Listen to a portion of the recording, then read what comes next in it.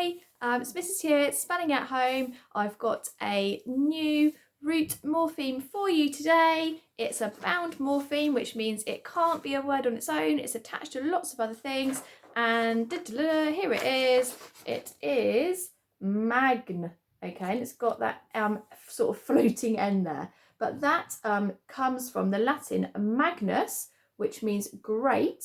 And originally from, it says Proto-Indo-European root meg, which also means great. So you think we use the word like mega as being really good. That comes from the same root as that magna. It comes from mega, like meg as well, meaning great.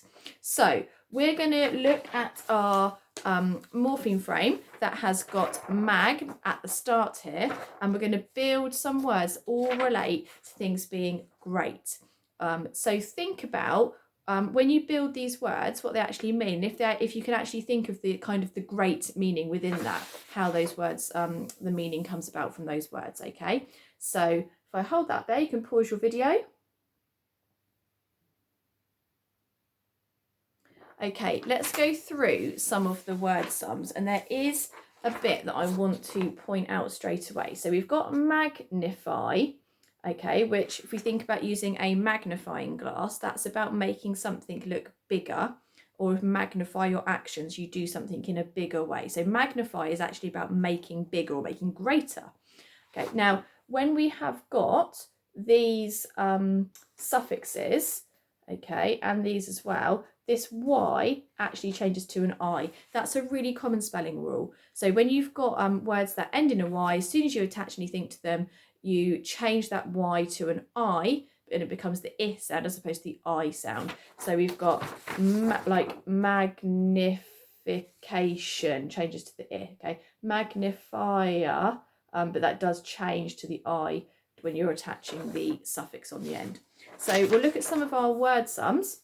So said there, we've got magnify, okay, we've got magnified, and just to demonstrate there, we're crossing that Y out, changing it to an I. So magnified, and then we've got our ED to show it's the past tense.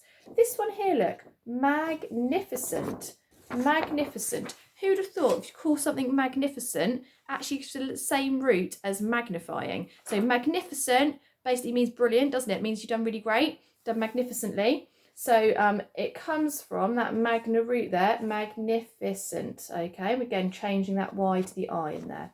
Magnification, we've got double change. So we've got changing that Y to an I there. And again, when we've got that shun suffix, we've got the root word with the T, that E goes, and the ION is the suffix, magnification, the process of making something bigger. Magnanimous, that's a word that you might hear somebody describe kind of how people get on. The animus bit, anime, comes from the soul, the spirit. So magnanimous actually means being quite gracious or quite sort of good-natured. Okay, especially talk about in that sort of in like a football match or something, or in a defeat. So he was very magnanimous in defeat, sort of took it very well. But that's about being, you know, sort of great-spirited. And then we've got magnitude.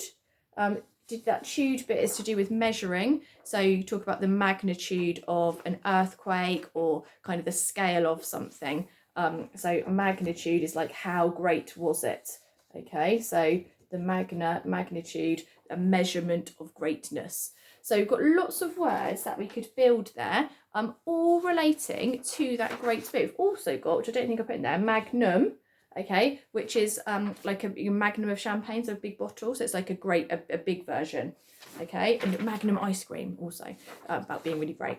So you've got lots of words that you can make through there, but the thing for you to remember there is mag, a bit like mega, means the same thing, come from the same root. That's about the greatness of something. So you know if it's got that word in it, must be to do with something being great or bigger. Okay.